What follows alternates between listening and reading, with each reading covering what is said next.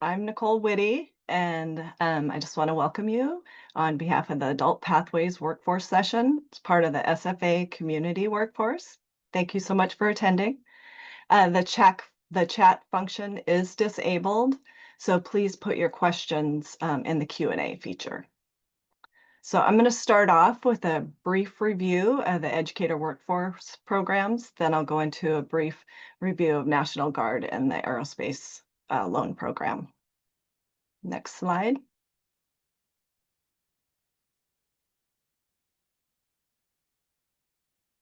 So for the Washington State Educator Workforce Programs provides financial aid to attract and retain teachers to work in subjects or locations of high needs, known as shortage areas. So the Educator Workforce Program is the paraprofessionals, future teachers, current teachers, and student teachers. Next slide. So I'll start off with, there are 6 different programs, technically 5 because the career and technical education is part of the teacher shortage conditional scholarship. So for the educator retooling conditional scholarship, it is open, the application cycle is open on a rolling basis, meaning it's open all year until the funds are used up for that academic year. You must be in service or have an expired teacher certificate. And you can receive an award, up to 2 awards, 1 per year, and it would be $3,000 per award. And you must be enrolled in an eligible Washington State college or university. And for the pipeline for paraeducators, the applicants must not have earned a college degree, any college degree.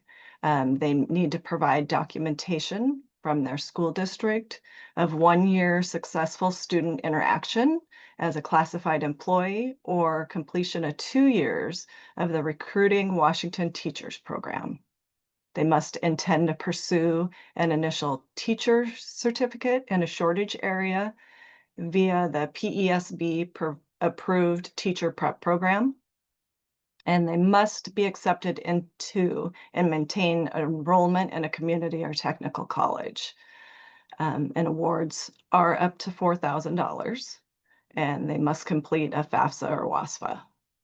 And again, for para, this is the portion of it that a lot of people run into, is they're not necessarily going to a CTC, community or technical college, and it has to be a community or technical college to use this particular one. The teacher shortage conditional scholarship, the applicants must be accepted into a PESB approved teacher prep program leading to an initial teacher certificate. They must intend to pursue an initial teacher certificate with an endorsement in a shortage area, have unmet financial need, and the awards can be up to $8,000 per academic year. They must complete a FAFSA or a WASFA. And then awarding priorities are given to veterans of the U.S. Armed Forces or members of the National Guard who meet the minimum qualifications. And since this program does not have enough funding provided through legislation, not everyone that applies is awarded. We score off of financial need and unrepresented groups. If an applicant is offered an award, they must sign a promissory note in order to actually receive the funding. And then now to the career and technical education. This program is the one that's included with the teacher shortage conditional scholarships. So it would be the same needs and stuff that the teacher shortage that I just went over. The student teaching grant, it provides additional funds to students that are doing their student teaching at an OSPI listed Title I public school in Washington State. This application cycle runs parallel with the teacher shortage and can be applied for along with teacher shortage, or it can be applied for independently. You can only receive this award one time. And you must demonstrate you have financial need through the FAFSA or WASFA. The award's up to $8,000. And this particular award, since it is a grant, there is no service obligation or promissory note that's signed. And for the alternative route conditional scholarship, this program is done in partnership between PESB and WASAC. Scholarships are designated to alternative route providers that have been awarded block grants through PESB. And the student must intend to pursue an initial teacher certificate with an endorsement in a shortage area. And awards are up to $8,000. Next slide. So Educator workforce conditional scholarships encourage individuals to pursue teaching in shortage areas. So in return for funding received. PESB derives a shortage list each January, and the list is on our website. This year, they've been a little bit slower about it. We still are working with the 2024 list. Next slide. And then this is our website for the teacher shortage or the teacher programs that we have. If you go to our website under the financial aid, there's a drop down and you can go to the teacher programs. And you can see in the resource box, there's the guide, programs at a glance, verification form, different information about that type of stuff. Next slide. So now we are moving on to the National Guard grant and the Aerospace Loan Program. So next slide.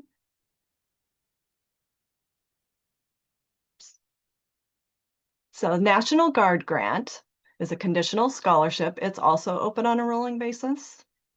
And it assists members and their eligible dependents with funding for undergraduate, graduate, professional, and certificate study programs at approved institutions and programs within Washington State.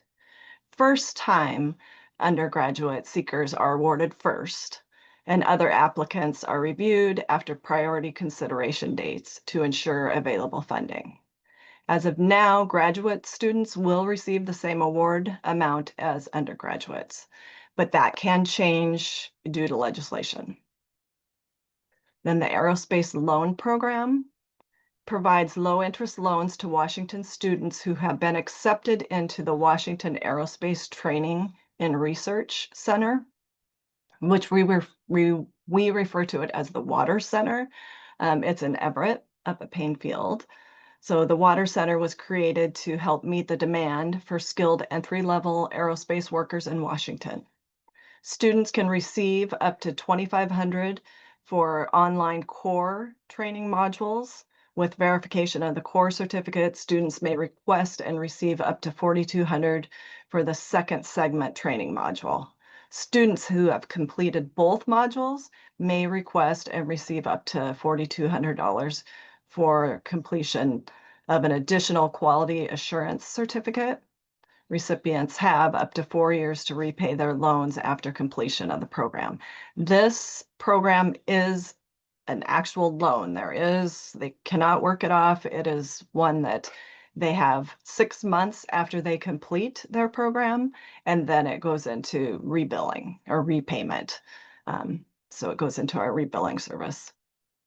And that program is only done through the Water Center up at Payne Field, which is ran through the Edmonds College. Next slide, please. So on the National Guard grant, you have to commit to 1 year of service, complete a promissory note, and it runs concurrently to military service. Next slide.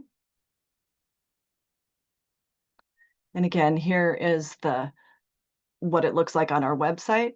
You go under financial aid and you can see that the National Guard grant there, and the resource box is, again, has some great information. It has the RCW, the Northwest Commissions of College and Universities intuition list. institutionless. Sorry, I can't talk very good for a Monday. Okay, next slide. And then there's also the Washington Award for Vocational Excellence, which we refer to as the WAVE.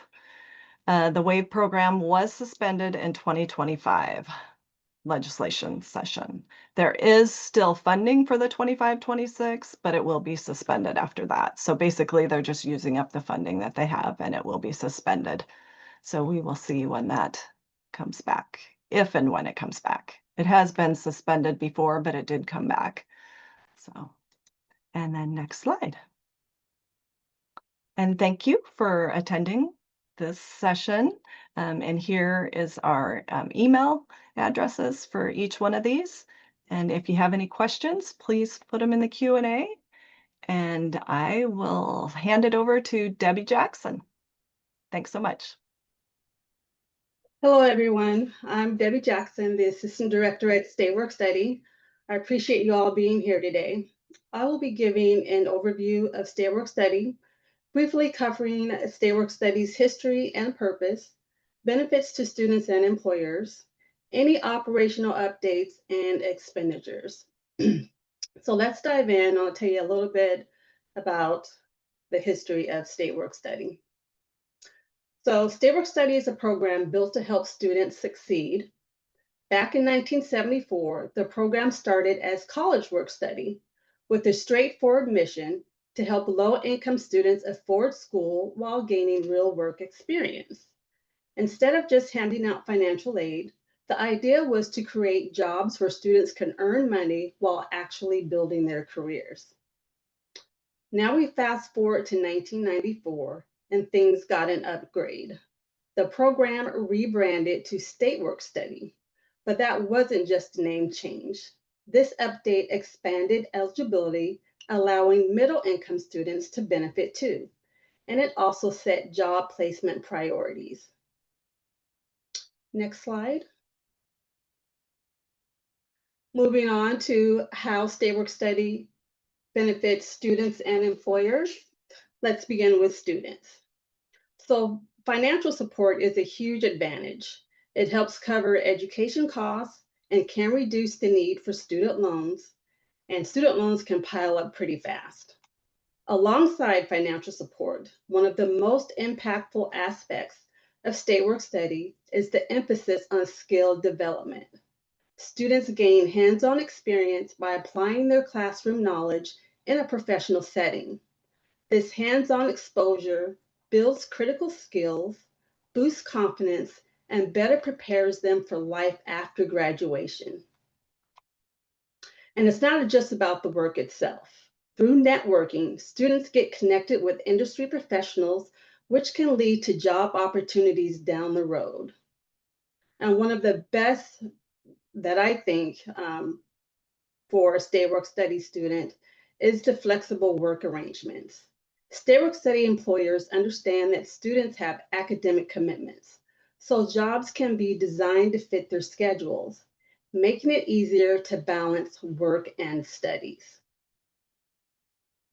And now that we've covered the history of State Work Study, let's dive into how it can benefit.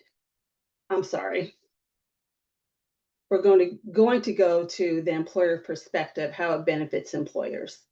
So the State Work Study program offers a number of strategic advantages. Employers gain access to a pool of motivated college students who bring new insights, growing academic knowledge, and a strong willingness to learn and contribute in a professional setting. Another key benefit is cost efficiency. Through the program, the state reimburses 40 to 70% of the students' gross wages, helping employers reduce overall labor expenditures. And beyond immediate staffing support, State Work Study serves as an effective tool for workforce development. Employers have the opportunity to mentor and train students, fostering talent that aligns with their organizational goals. And perhaps most importantly, many students transition into full-time roles following graduation, providing a seamless path to long-term hires and reducing the need for additional employment or recruitment, sorry. And now that we've covered that, let's moving on to operational updates. This year, the Washington State Legislature increased the state work study appropriation from 7.8 million to 8 million for the 25-27 operating budget. This adjustment was made to accommodate increased spending under Substitute House Bill 2025, and I'll briefly go into that on the next slide. But moving on to allocations, the first round of allocations, representing 75% of the total 2025 and 26 funding, has already been posted to the portal, giving institutions a strong starting point for planning. Final allocations will be made available in August once the prior year's activity of 24-25 is reviewed and finalized. Now, going back to House Bill 2025, this bill was passed in 24, and it introduced important changes to placement and salary matching requirements for state work study. State work study placements at public and nonprofit employers that support efforts to increase post-secondary enrollment among Washington's high school students can now benefit from enhanced reimbursement rates. These rates can be up to 100%. In 2024, WASAC launched a pilot program to enact the bill for approved positions at select employers. Placements that were previously approved will continue to receive the increased reimbursement rate through 25 and 26, and opportunities for additional placements may be approved. For more details, please reach out to us at stateworkstudy@wasac.wa.gov.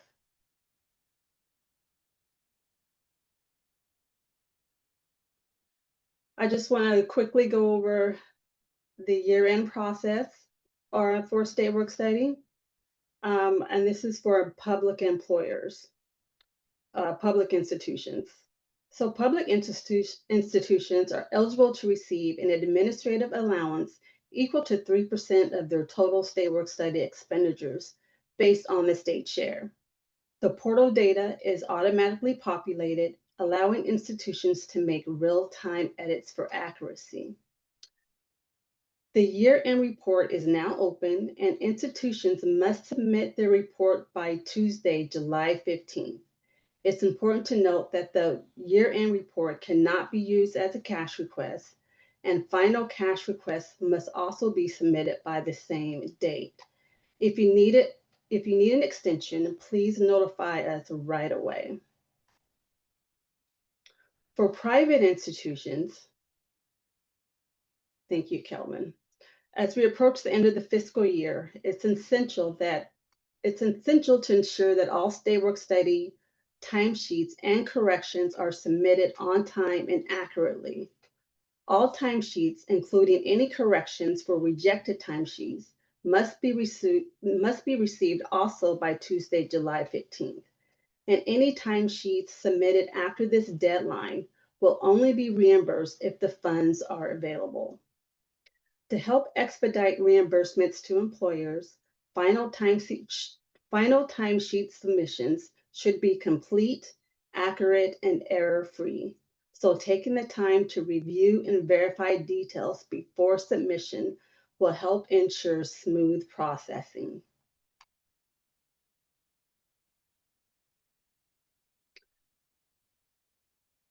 I'm going to go over how state work study did as far as expenditures the last fiscal year in 23-24.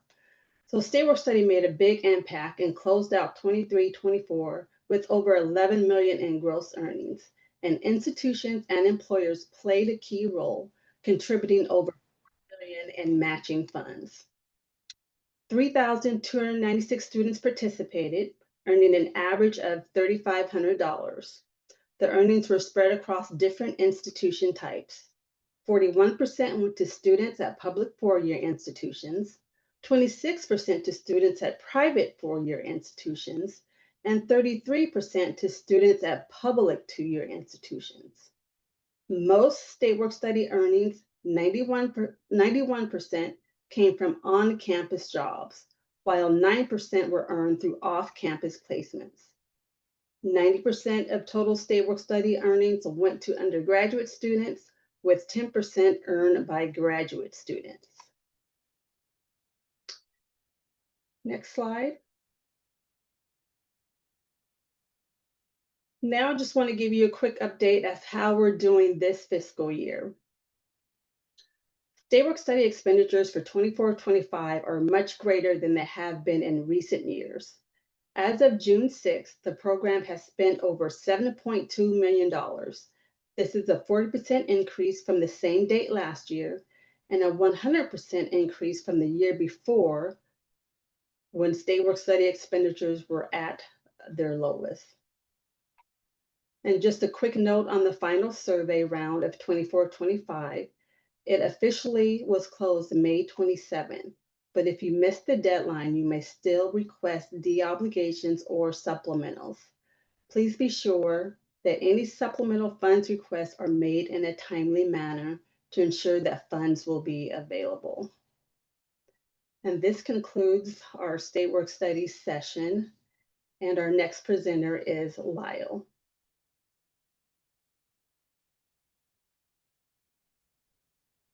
Hi, folks. Welcome to today's webinar where I'll be going over our apprenticeship program, so WILD Grant for Apprenticeship and our Native American Apprentice Assistance Program. And you'll likely be hearing a lot about this in some other webinars that we have planned. Just want to point out here that our Washington college grant in statute it's still labeled Washington College Grant for Apprenticeship. But back in 2022, around that time, WASAC did go and you can go to the next slide, Kelvin. Do some consultant work to try to find ways to better communicate, Washington College Grant being more inclusive of other career pathway training options. And so we landed on this WILD Grant kind of marketing kind of plan. And as you all probably, if you've been in financial aid for a while, if you remember when Pell Grant got a lot of publicity through the Obama administration, you might have had folks referring to Pell Grant as the Obama Grant. We'll see some of this kind of play out here with our WILD Grant for Apprenticeship. But yeah, I just want to flag for you all that it's the same program as Washington College Grant. It's just got a little bit of a different flavor to it. It's different enough where sometimes it can be a little confusing. So glad you're in this space. Again, if you have any questions, please feel free to put it in the Q&A and we'll try to adjust that or address those questions at the end of our session today here. Next slide. So what is WILD Grant? It's a need-based entitlement student financial assistance program for Washingtonians. It expands the financial aid beyond federal student aid programs, which usually restricts to citizens and eligible non-citizens. And then it also provided this ability for us to do eligible registered apprenticeship programs. And so by that, statute requires that apprenticeship programs have to be state registered apprenticeship programs under RCW Chapter 4904. There are a lot of apprenticeship programs out there that might have a different kind of level of registration, perhaps with the Department of Labor at the federal level. And this is where we see a lot of youth apprenticeship programs in that space. There's also pre-apprenticeship programs out there, or what Washington refers, the Washington State Apprenticeship and Training Council defines as a state recognized apprenticeship preparation program. These pre-apprenticeship type programs or federally recognized apprenticeship programs may not automatically be eligible for Washington College Grant. So it gets a little more nuanced there. What I'm going to be focusing on are the true and blue kind of state registered apprenticeship programs. their apprentices will be eligible to receive the same Washington College grant that college students are able to access under Washington College Grant Program. And next slide. So again, going back to that history back in 2022, you know, when Washington College Grant was being kind of reevaluated under 5764, Senate Bill 5764, there was a alignment of the maximum award values being brought in alignment with the CTC Community Technical College 2-year degree level award. And so that was adjusted at that point. In addition to that, apprentices doing RSI, which is the related supplemental instruction at a community technical college, were expansion to being able to offer WA grant for apprenticeship through the college financial aid offices were provided for in that bill. And WASAC's been partnering with the State Board for Community Technical Colleges, really focusing on trying to make this a reality. There are 6 pilot campuses that we've been working with in a kind of work group capacity.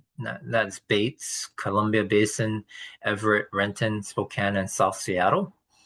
And these campuses, their apprenticeship coordinators, financial aid administrators have been working with the State Board and with WASAC to try to find ways to make this roll out for next fiscal year. What we do have is a online application that should be able to be completed very similarly to WASFA or FAFSA on rather than paper application. It can be accessed by phone through our WASAC portal. And we have that hopefully ready to launch by July 1st. We will be doing a session next week on walking through that application and giving a little bit more details about WA grant for apprenticeship.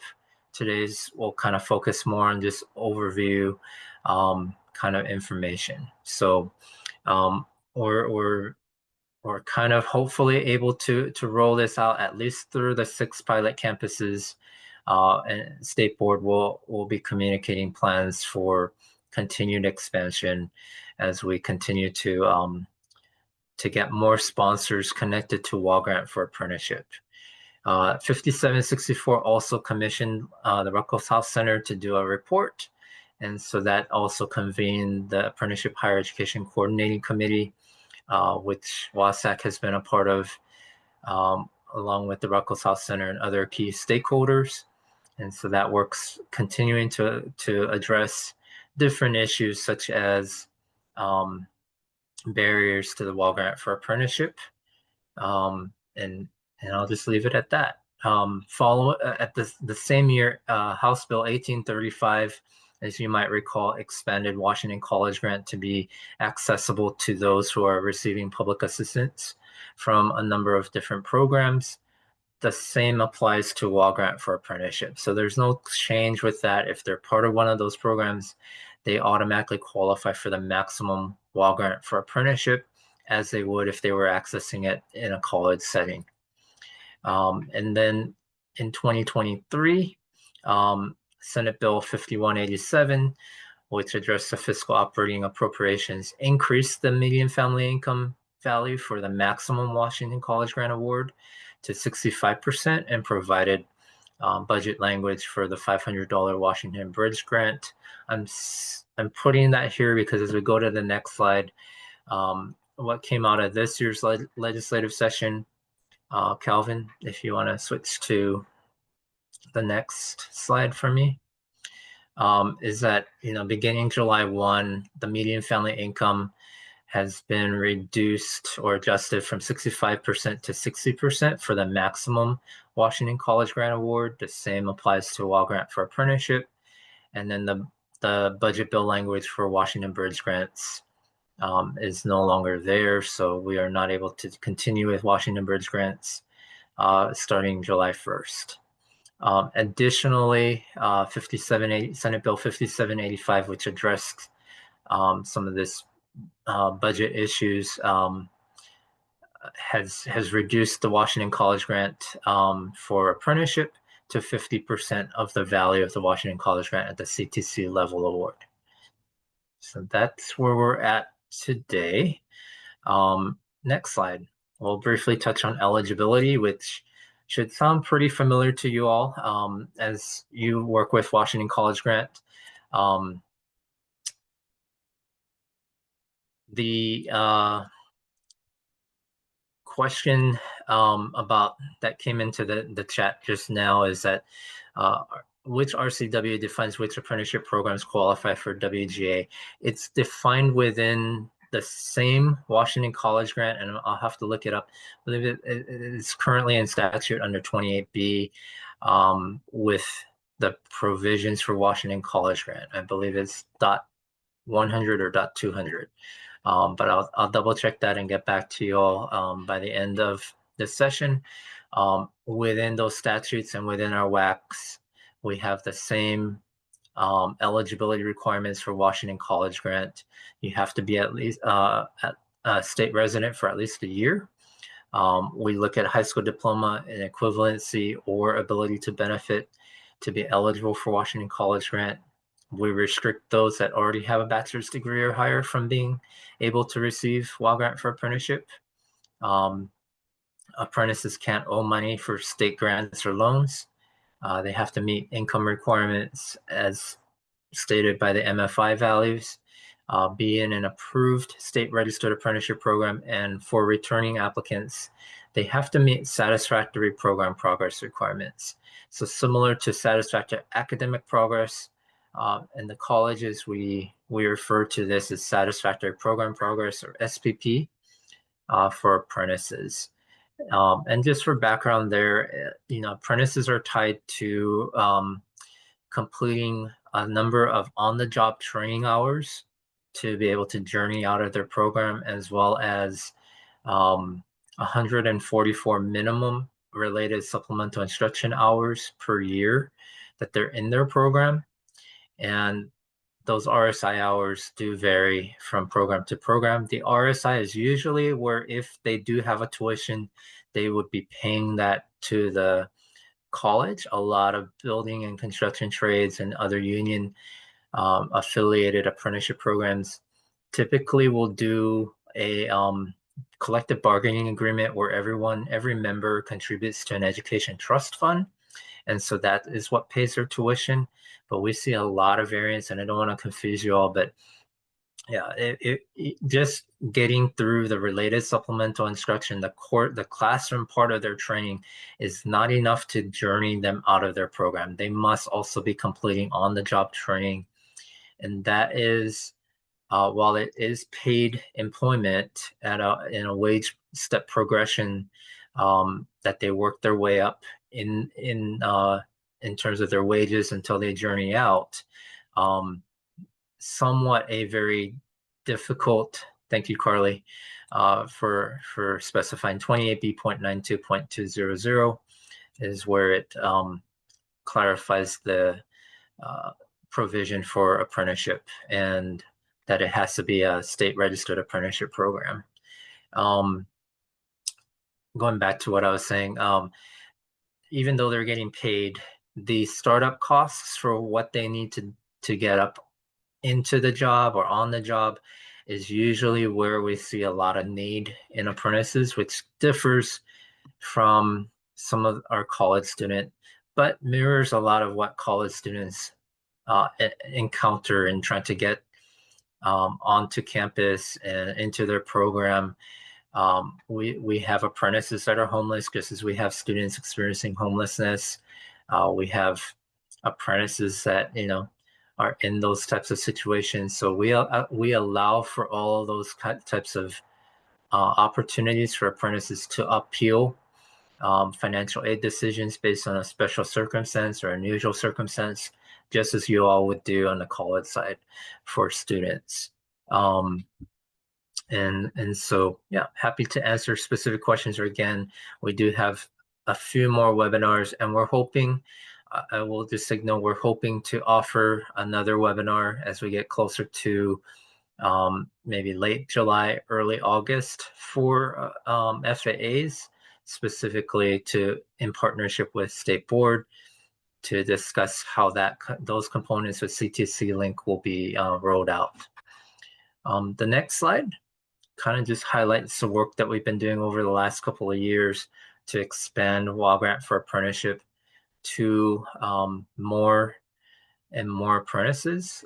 Initially, when we first wrote it out, we had 2 sponsors that were willing to administer the program. We expected that sponsors would be able to function very similarly to how we expect financial aid offices to function, with separation of functions and administrative capability. We learned really quickly that that was not going to be an easy ask of our apprenticeship sponsors, who normally operate with maybe a staff of 1 or 2 people. There are over 200 registered sponsors, or right around 200 apprenticeship sponsors in the state. The vast majority of those are small. So we have been working to try to expand that, and we were able to contract a third-party servicer to be able to facilitate the financial aid administration. So we contracted a nonprofit in this space, anew. They're a pretty great pre-apprenticeship provider in the state, and work well with the building and construction trades. And last year, we were able to increase the number of apprentices that had access to the grant, where we were able to award 836 for 2.7 million, and we've continued the work this year. And as of last week, we were able to show that $8.6 million has been awarded to more than 2,300 apprentices. We're only hitting about 50% of the registered apprentices in the state of Washington at this point. So we continue to expect that the expansion with State Board will continue to enable more apprentices to have access to this grant. And we'll continue to work with the smaller ones that may not have a contractual connection with the CTCs. Unfortunately, with the budget situation that we're anticipating as a state continuing to be an issue moving into 25-26, we decided not to continue our contract with Anew. So you may have heard that we are bringing their work in-house, and we've been able to readjust some of our program managers within Adult Pathways to kind of take on a more regional focus. And so they will be the ones that will help fill the gap here. But we anticipate some budget savings there as we continue to work with State Board and our FAA partners to get this more implemented across our community technical colleges. So with that, I want to connect back to what I made a comment about Obama grants. Obviously, apprentices have been getting, the majority of our apprentices have been getting the WA Grant for Apprenticeship through Anew. And so as we've announced this change, there's obviously some confusion, and we've learned like folks are terming this the Anew grant. So lessons learned, our communication strategy to try to market WA Grant for Apprenticeship, depending on where they're getting their money from, can be a little bit of a change for them. So we will contend with that and move forward. I'll jump into talking about our Native American Apprentice Assistance Program now. And this was something that came up, if we want to go into the next slide,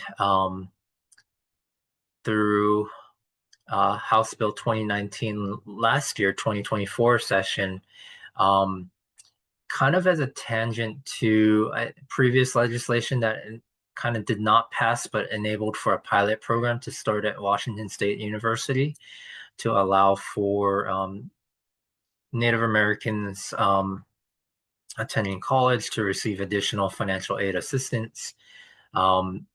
There was a component there for apprenticeship, and so last year House Bill 2019 advanced and was passed to provide up to $1 million in grant aid for eligible apprentices, starting with the 2024-25 fiscal year. There's no component here for it being a need-based aid program, but the tribal definition is limited to the 29 federally recognized tribes within the state of Washington, and those that have territories either historically or currently overlapping with Washington.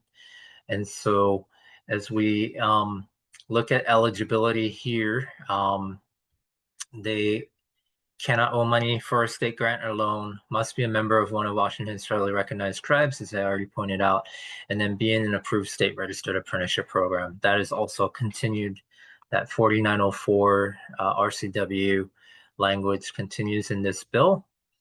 And what we have been able to do on the next slide, and it will be kind of very brief here, Calvin, if you want to switch to the next slide. We decided to roll this out as a block grant program and offer the opportunity for any of the tribes that are established to say, you know, to apply to WASAC and say, we have these many apprentices and anticipate being able to award this amount of money because we had a short runway to get this program up and running. You know, by the time we established an advisory committee and began to move forward with this, we were already kind of late in the fall, kind of getting into the winter months. So we wanted to be able to have the greatest impact possible for our Native American tribal partners here. And so we allowed for up to $10,000 initial awards based off what we've learned with Wall Grant for Apprenticeship and the sponsors reporting costs to us. It fit within the kind of cost of an apprenticeship for a year. Also considering that some of the tribal members, particularly in rural areas, have a lot more travel to get to on-the-job training. They may be lodging in a particular space away from home for 6 to 8 weeks at a time and having to pay for that out of pocket expenses. So we wanted to attract as many as possible, and to date we have been able to award those $1 million. We do anticipate some of that to be returned back to WASAC and then eventually back to the state, but through these, sorry, Tulalip's on there twice, 8 participating tribes, and have been able to award roughly 80 to 90 apprentices so far for this fiscal year. So what we've learned is that every tribe administers things a little bit differently. So keeping things very short and simple for them ends up being still a little bit cumbersome for each tribe as they navigate their internal controls and processes, which we want to respect and give them the opportunity to do that. So looking forward to kind of a similar program rolling out for 25-26. More details will be likely announced as we get into the fall. But we hope more tribes will participate this coming year. We're still restricted on the $1 million budget. So we're looking at that. We do know that being able to support apprentices who got the initial award amount to persist in their programs is a priority, so that we hopefully can support completion of those apprentices and journeying them out of their programs. So that's the conclusion. If we go to the next slide of my presentation, and so we invite, if there's any sponsors or tribes that want to know more about NAEP or for the Wall Grant for Apprenticeship, that's our contact information. And then for apprentices, we also have a separate for WGA email address for them if they have concerns about our switch with bringing the contract with a new in-house. Okay, with that, we can probably go to questions if there are any other questions.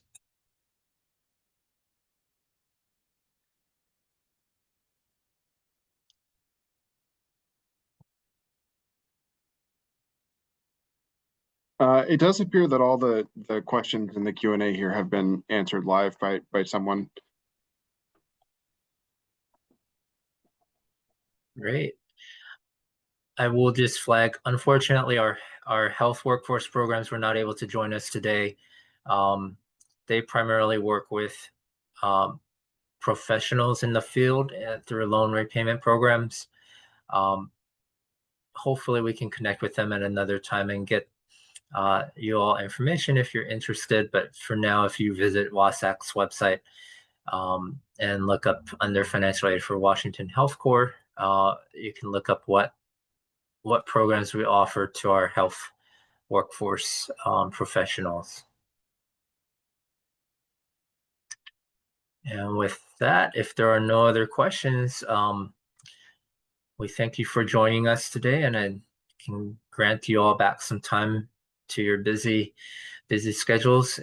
We really do appreciate you taking some time to learn more about our Adult Pathways programs that we offer, some of which connect directly with your work as financial aid administrators. So as there are a lot of new names in today's attendance list, welcome aboard if you're new.